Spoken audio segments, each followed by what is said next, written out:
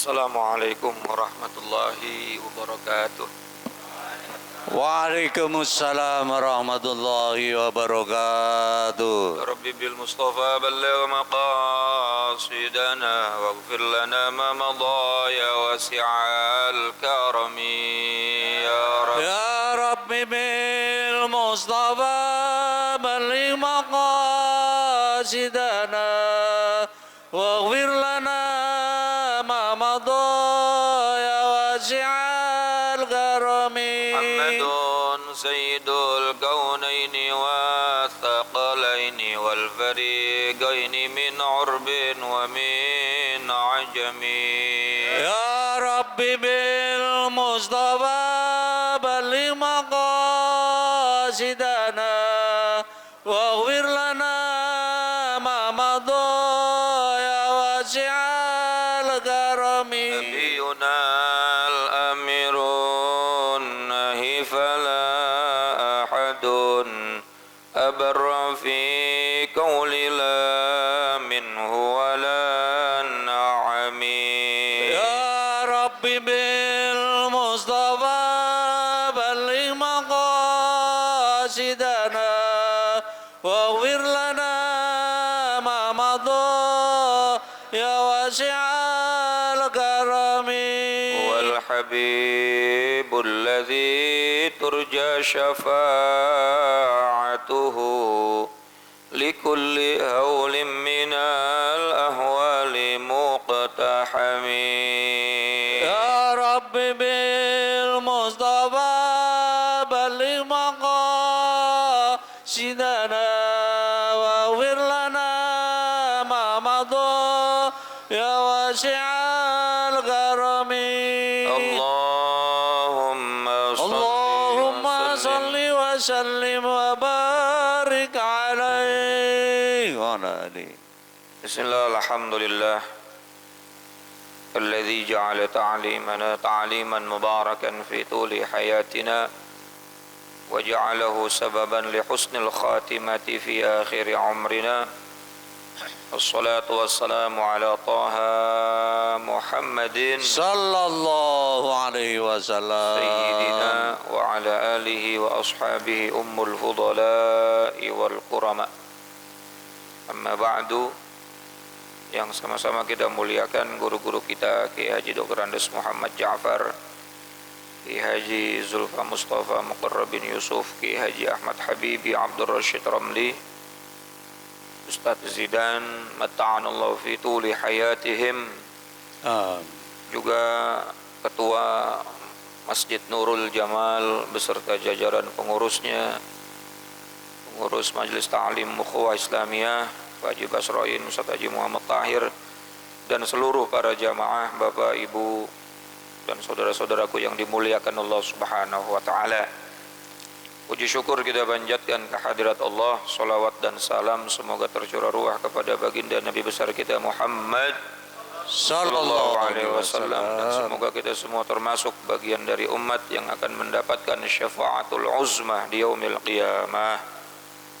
Al-Fatihah bil qabul wa ila hadratir rasul ala hadhihi niyyah wa ala kulli niyatin salihah wa ala man nawa salafun salih wa ila hadratin nabiyil mustafa sayyidina wa habibina wa syafi'ina wa maulana Muhammadin Sallallahu alaihi wasallam wa ala alihi wa azwajihi wa dhurriyyatihi wa ali baitil kiram. Nakhusu khasatan li hadrati muallif hadzal kitab As-Sayyidi Asy-Syaikh Zainuddin bin Ali bin Abdul Aziz Al-Malibari Al-Fannani, Sayyidi Syekh Nawawi bin Umar Al-Jawi, jami' masyayikhina wa ustadina wa muallimina fid din al-ahya wa mayyitihim, أن الله يعلي درجاتهم في الجنة ويعيد علينا من بركاتهم وأسرارهم وأنوارهم وعلومهم ونفعاتهم في الدين والدنيا والآخرة، وإلى أرواح والدينا وآبائنا وجميع المسلمين والمسلمات والمؤمنين والمؤمنات الأحياء منهم والأموات، وإلى حضرة النبي. الفاتحة.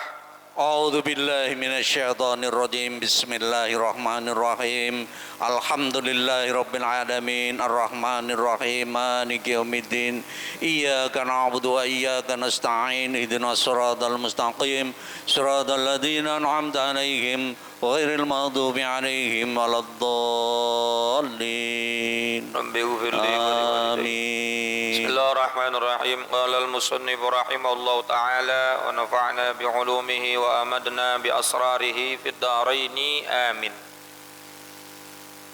49 وقال صاحب الشرح الوصية dan berkata sahibu syarhil wasiyah muallif pengarang kitab syarhil wasiyah syarahnya kitab al-wasiyah yakni Syekh Ibrahim al-Matbuli wa kamalu maqamil ikhlasi dan tingkat ikhlas yang sempurna yahsulu bi syuhudil abdi bisa berhasil dengan kesaksian seorang hamba anna amalahu salih bahwa amal solehnya makhlukun lillahi ta'ala adalah dapat dilakukan karena pertolongan dari Allah subhanahu wa ta'ala ala sabilil yakin atas dasar jalan keyakinan laisa lahu minhu siwa nisbatit taklifi faqat yang tanpa hak apapun baginya selain hanya dengan kaitan tugas agama saja. Kata Syekh Ibrahim al-Matbuli, orang itu baru dianggap ikhlas ketika dia berbuat satu perbuatan kebaikan dan amal soleh betul-betul diyakini bahwa ini bukan semata-mata kemampuan dirinya, kemampuan fisiknya, tetapi ini memang diciptakan oleh Allah subhanahu wa ta'ala, dikehendaki oleh Allah subhanahu wa ta'ala. Sekarang kita ngaji dari rumah ke sini bisa jalan, kaki kita bisa melangkah, motor kita bisa nyala sampai akhirnya kita duduk dari ba'da subuh sampai saat ini. Itu kalau bukan Allah yang menggerakkan, Allah yang mendudukkan, gak mungkin bisa. Betul gak? Maka orang yang ikhlas itu yakin dan betul-betul percaya bahwa semua yang dikerjakan dari berbagai macam amal kebaikannya itu minallah, Allah subhanahu wa ta'ala. Nah kalau ini sudah sampai kepada hati dan keyakinan kita, maka tidak ada ruang dalam hati kita ingin mendapatkan pujian dari amal yang kita kerjakan. Lawong ini semua yang gerakin Allah. Saya bisa sholat, Allah yang gerakin saya sholat. Saya bisa baca Quran, Allah yang mudahin lisan saya baca Quran. Saya bisa ini dan itu dari berbagai macam amal soleh. Semuanya Allah yang menggerakkan, Allah yang menciptakan. Kalau sudah itu sampai ke dalam keyakinan dan jiwa kita, maka tidak ada ruang untuk kita ingin mendapatkan pujian dari itu semua. Bentar lagi kita akan Idul Adha nih. Dan biasanya setiap hari raya itu ada takbir mutlak atau takbir muakkad, takbir yang waktunya memang ditentukan. Kita baca takbir, Allahu Akbar, Allahu Akbar, Allahu Akbar, la ilaha illallah, Allahu Akbar, Allahu Akbar, walillah. Sebetulnya udah dianjurkan dari mulai tanggal 1 bulan Zulhijjah, namanya takbir mutlak. Nah kalau sudah masuk hari rayanya namanya takbir muakkad. Coba kita renungkan itu kalimat takbir. Allahu Akbar, Allahu Akbar, Allah Maha Besar, Allah Maha Besar. La ilaha illallah, Allahu Akbar. Tidak ada Tuhan yang hak disembah kecuali hanya Allah. Tidak ada yang menggerakkan kecuali hanya Allah. Tidak ada yang memberi hidayah kecuali hanya Allah. Tidak ada illallah kecuali hanya Allah. Allahu Akbar, Allah Maha Besar, walillahil hamd, dan bagi Allah segala puji. Bagi Allah segala puji. Orang kalau udah yakin bahwa seluruhnya milik Allah, seluruhnya digerakkan oleh Allah, maka yang pantas dipuji hanya Allah. Itu orang dermawan banget, harta yang ngasih Allah, dermawan juga yang menggerakkan Allah. Walillahil hamd, pujian yang paling pantas diberikan kepada Allah, bukan kepada hamba tersebut. Itu orang ibadahnya rajin amat, ibadah pun yang menggerakkan Allah. Bahkan orang yang dipuji pun dari mulai kulitnya, tulangnya, dagingnya, darahnya, rambutnya, mulutnya, semuanya milik siapa, Pak? Milik Allah. Walillahil hamd. Maka segala puji hanya milik Allah. Nah, kita mulai dalam surat Al-Fatihah dengan kalimat Alhamdulillahi Rabbil. Segala puji hanya milik Allah, Tuhan semesta alam. Orang kalau udah paham makna ini, kalimat ini, maka dia tidak akan pernah lagi gila atas pujian orang. Karena hakikatnya sana'un lillah, semua pujian, semua aleman, semua pujian-pujian makhluk hakikatnya lillahi rabbil alamin. Meskipun yang melakukan kita, tetapi kita hanya sebatas manifestasi daripada kekuasaan Allah. Kita ini hanya sebatas wujud bukti dari adanya kudrat dan iradatnya Allah, betul nggak? Kita gerak-gerak ini ya cuma hanya sebatas bukti bahwa Allah itu ada dan bukan kita. Subhanallah. Inilah derajat ikhlas yang tertinggi, kata Al-Imam Ibrahim Al-Madbuli. Ketika seseorang sudah melakukan satu perbuatan kebaikan, kemudian dia meyakini dalam hatinya kebaikan ini yang menggerakkan semuanya Allah, yang menciptakan adalah Allah, maka sedikit pun dalam hatinya tidak akan pernah ada ruang untuk dia ingin dipuji oleh makhluk. Wa man syahida amalahu khalqan lillahi ta'ala, dan siapa yang bersaksi bahwa amalnya telah dijadikan dan dilakukan karena Allah subhanahu wa ta'ala, ala sabilil yakin, atas dasar keyakinan, lam yatlub alaihi thawaban, maka ia tidak akan pernah menuntut thawaban, pahala, walam tatrukhu afatul amal, dan dia tidak akan terkena bahaya amal ats-tsalatsah, yang 3 macam. Kalau posisi keikhlasan tadi sudah sampai kepada derajat yang kayak tadi tuh, maka jangankan pujian manusia, jangankan aleman dari orang lain, bahkan thawab. Apa itu thawab? Pahala, ganjaran yang telah Allah janjikan kepada amal tersebut pun gak kepikiran. Gak ada kepikiran tuh. Wah, hari ini kita ngaji, fadilahnya seperti sholat 1000 rakaat, kan gitu ya. Afdalu min ibadati alfi rakaatin nafilah. Lebih baik, bukan sama Pak, lebih baik daripada 1000 rakaat sholat sunnah. Sholat sunnah ya, bukan sholat wajib. Kalau sholat wajib udah gak ada tuh yang bisa nandingin pahalanya. Makanya kadang-kadang ada orang malamnya, wah, tahajudnya Masya Allah, hajatnya Masya Allah, witirnya sampai bengkak kakinya, subuhnya kagak. Ya. Karena kalau diruntut, kemarin kita ngaji kitab Bahjatul Wasail Bisyarhil Masail, kata Syekh Nawawi itu tinggi-tingginya derajat sholat adalah al-faridah, yang paling fardu. Kemudian di bawah sholat fardu itu adalah sholat sunnah muakkad. Di antara sholat sunnah muakkad adalah sholat sunnah rawatib. Di bawahnya rawatib ada sholat sunnah yang punya waktu. Ini derajat-derajat sholat nih. Yang paling bawah, yang paling dasar adalah sholat sunnah mutlak. Tinggian derajat sholat. Ba'diyah isya itu di antara sholat sunnah muakkad yang masuk dalam rawatib. Sementara sholat tarawihnya itu asalnya sholat sunnah mutlak.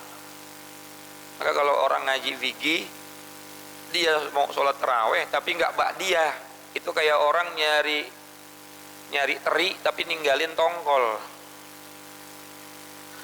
Bisa dipahamin nggak Pak?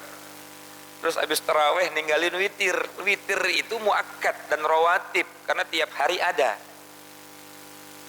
Tarawehnya dia usahain bener-bener, ba'diyahnya tinggalin, witirnya ditinggalin. Nah, jadi derajatnya sholat itu yang pertama yang paling fardu, yang wajib 5 waktu.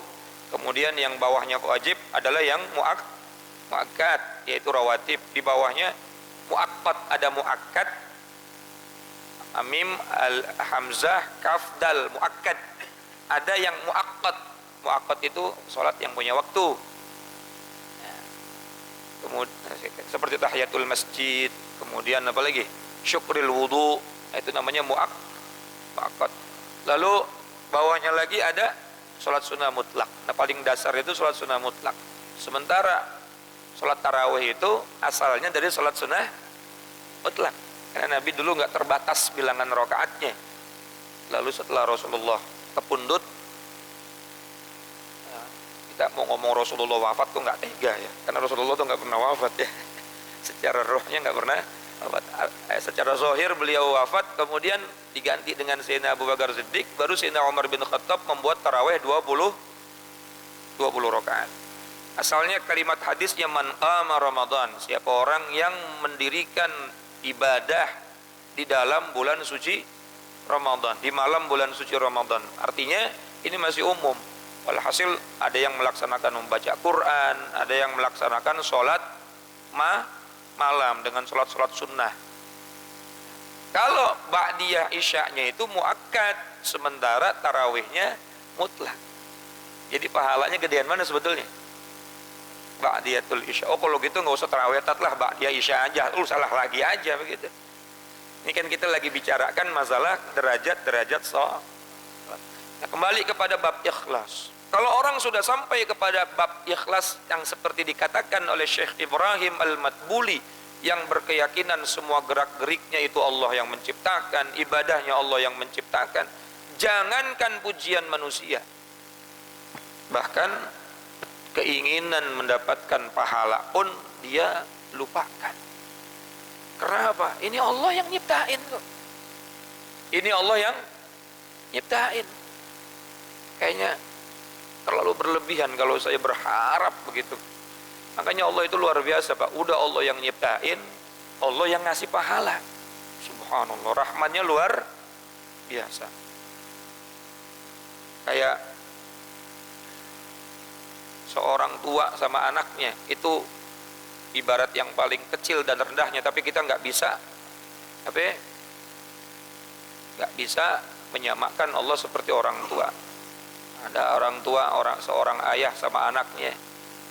Anaknya yang dikasih makan, yang ngasih makan siapa Pak? Bapaknya, betul. Yang ngasih makan bapaknya, yang ngedidik bapaknya. Kemudian dia nyuruh tuh bapaknya dengan suruhan-suruhan yang baik dan lain sebagainya. Lalu setelah disuruh dikasih upah, yang ngupahin bapaknya. Padahal tuh anak dari kecil yang ngasih makan bapaknya, yang ngedidik bapaknya. Lalu dikasih duit, dikasih jajan oleh bapaknya. Kita ini diciptakan oleh Allah, diajarin sama Allah, dikasih hidayah sama Allah, diberikan taufik oleh Allah. Kemudian ketika kita beribadah, yang ngasih pahala pun Allah. Anak yang soleh Pak, saya mau tanya, ketika disuruh sama bapaknya, mikir nggak tuh, ntar gue dapat upah dari bapak gue nih? Mikir apa kagak? Enggak, karena dia berpikir ini adalah pengabdian kepada seorang ayah yang dari kecil saya udah dibesarkan, dididik, dinafkahi, hanya sebatas disuruh seperti ini. Maka seorang anak pasti tidak akan pernah berpikir ganjaran, nggak akan pernah berpikir upah. Begitu pula seorang hamba Allah Subhanahu wa taala yang sudah berkeyakinan semuanya milik Allah. Dari kecil kita mulai di alam rahim kita sudah mendapatkan nikmat dari Allah, rahmat dari Allah, lahir nikmat yang luar biasa. Sampai akhirnya setua ini, sebesar ini kita terus mendapatkan nikmat, bahkan hidayah pun dari Allah, kita melaksanakan ibadah pun dari Allah. maka udah nggak ada lagi tuh orang yang sampai kepada derajat ikhlas tadi, keinginan mendapatkan ganjaran. Walaupun sebetulnya kepengen, tapi kok yang nggak tega kalau diucapin. Sholat yuk biar dapat pahala, nggak tega gitu. Lu bakti sama orang tua lu biar dapat warisan gitu, nggak tega ngomong begitu kan. Pasti kita baktinya karena apa? Pengabdian, pengen nyenengin orang tua. Subhanallah. Kita udah sampai situ belum Pak ikhlasnya? Belum, sama saya juga belum. Masih mengharapkan fadilah, masih mengharapkan nggak salah, step by step. Nanti kalau udah sampai kepada titiknya, Bapak ibadah itu udah nikmat aja karena pengabdian dan sudah meyakini bahwa ini semua Allah yang menjadikan. Kalau sudah sampai seperti itu, ruang untuk menginginkan pujian dari makhluk itu sudah tidak ada lagi dalam hati kita. Wa yakuna madhmuhum wa dhammuhum sawa. Ditambahin oleh Syekh Ibrahim, Syekh Ali, Syekh Zainuddin bin Ali Al-Malibari dalam kitab Kifayatul Atqiyahnya, wa yakuna madmuhum wa dhammuhum sawa, dan terbukti pujian-pujian dan hinaan-hinaan makhluk kepada kita saat beribadah itu semuanya derajatnya sama. Pujian tidak membuat kita tambah rajin, hinaan tidak membuat kita tambah males, karena ibadahnya untuk Allah. Karena ada orang yang kalau ibadah dipuji seneng banget, wah tambah kenceng, Allahu Akbar. Giliran ada yang bilang bajunya jelek, suaranya jelek, mundur teratur. Tapi kalau orang yang ikhlasnya sudah sampai kepada derajat yang luar biasa, keadaan orang menghina atau memuji itu tidak ada bedanya, karena itu bukan tujuan utama, memang bukan tujuan utama dan bukan sama sekali tujuan dalam ibadah kita. Kemudian walam tatrukhu afatul amal. Kalau dia sudah sampai kepada derajat seperti itu, dia akan terhindar daripada bahaya amal. Bahaya amal itu ada 3 tuh, yang akan menghancurkan pahala kita. Yang pertama riya. Riya itu pengen dilihat. Kalau orang pengen dilihat, selalu ingin mendapatkan pujian. Wailul lil musallin alladzina hum an salatihim sahun alladzina hum yuraun. Jadi kalau baca ayat ini jangan sampai alladzina hum an salatihim sahun aja Pak, terusin alladzina hum yuraun. Celakalah bagi orang yang sholat, yang lalai dalam sholatnya.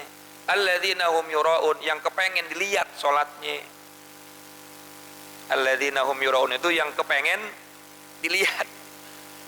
Kalau banyak orang sholatnya Masya Allah 3 juz ya, Al-Baqarah 1 surat, Alif Lam Mim Dzalikal Kitabu La Raiba 1 surat. Tapi giliran sholat sendirian ya waladhdallin amin Allahu Akbar, suratnya kagak satu ayat pun nggak ada sama sekali dibaca. Berarti udah ada perbedaan tuh. Ciri orang riya itu berbeda ketika beramai-ramai sama ibadah sendiri. Ini kita nggak usah nilai orang lain Pak, ngaji itu buat evaluasi diri termasuk yang ngomong, termasuk yang bicara ini belum tentu lebih baik dari yang mendengarkan. Jadi tujuan ngaji itu bukan buat menilai orang lain, tetapi memang itu obat buat diri kita Nah kalau kita lagi ibadah rame sama sendiri itu berbeda, ada bibit-bibit penyakit riya dalam hati kita. Tapi kalau rame orang sama nggak ada orang sama, insya Allah sudah termasuk ikhlas. Ibadah itu bisa indikasinya dari situ. Makanya kata Syekh Zainuddin bin Ali dalam Hidayatul Atqiyah dan Kifayatul Atqiyahnya, sholat dan ibadah itu ibarat kita atau seperti melaksanakan ibadah di depan kebo. Kemarin kita bahas ya. Bapak kalau sholat di depan kebo Pak, mau baca Quran sebagus apapun, pernah nggak ada keinginan pengen dipuji sama kebo? Ibu pakai baju semahal apapun di depan kebo lewat, bentar lagi kan ada Idul Adha nih, ada sapi lewat, ibu pakai baju yang paling bagus, ada nggak keinginan pengen dipuji sama sapi? Ibu sodakoh 1 miliar di depan sapi, ada nggak keinginan pengen dipuji sama sapi? Nggak ada. Begitu pula orang yang ikhlas itu seolah-olah dia berhadapan dengan, bukan berarti menganggap orang-orang itu kebo, bukan. Artinya ada orang nggak ada keinginan ingin mendapatkan puji, nggak ngaruh. Mau banyak orang ibadah silahkan, ya jangan sampai begini, gua mah nggak mau ibadah rame-rame takut nggak ikhlas. Ya tergantung hati kita. Walaupun rame tapi hati kita nggak ta'alluq sama makhluk, nggak ingin mendapatkan pandangan, penilaian, pujian dari makhluk, walaupun rame kita ibadah di hadapan mereka, no problemo, no problem apa bahasa itu? Nggak masalah. Betul ya?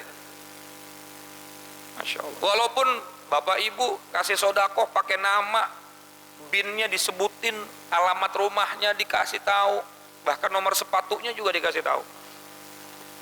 Tapi hati sedikit pun nggak ta'aluk, saya ngomong begitu nggak kepengen dipuji orang, ya nggak masalah. Bahkan bahaya juga pakai hamba Allah tapi pengumuman. Hamba Allah 1 juta, ngomong sama sampingnya, hamba Allah gua. Sama juga bohong begitu. Jadi nggak ada bedanya ibadah secara sirron wa jahron, sirron wa alaniyah, nggak ada masalah. Terang-terangan atau sendiri-sendiri atau sembunyi-sembunyi. Yang masalah itu ketika hati ada ta'alluq ingin mendapatkan riya, pandangan dari orang. Riya itu kan diambil dari kalimat ro'a, ingin dilihat. Nah, jadi silakan ibadah kapan saja, di mana saja, manggil siapa saja, di hadapan siapa saja, tapi hati kita jaga, jangan sampai ini tujuan ingin mendapatkan penilaian dari makhluk. Lalu yang kedua, penyakit amal yang akan menghancurkan pahala, al-kibir. Kibir itu sombong. Nabi pernah ditanya sama para sahabat ketika Rasulullah SAW mengatakan sebuah hadis, bersabda sebuah hadis, la yadkhulul jannah man kana fi qalbihi mithqala dzarratin minal kibr. Tidak akan pernah bisa masuk ke dalam surga ketika hati seorang hamba masih ada sebiji sawi dari sifat takabur, kibir. Para sahabat nanya, kibir itu apa ya Rasulullah?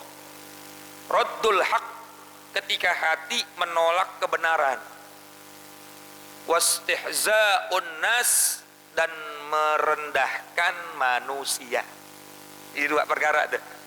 Menolak kebenaran lalu merendahkan. Ada nasihat baik, ngomong apa lu? Kibir namanya tuh. Padahal yang dibawa Al-Quran, padahal yang dibacakan hadis Nabi. Ngomong apa sih ya? Itu namanya apa? Kibir. Lalu ketika merendahkan manusia, menganggap dirinya lebih baik dari orang lain. Seperti iblis yang ketika disuruh tunduk sama Nabi Adam, usjudu li Adam fasajadu illa iblis.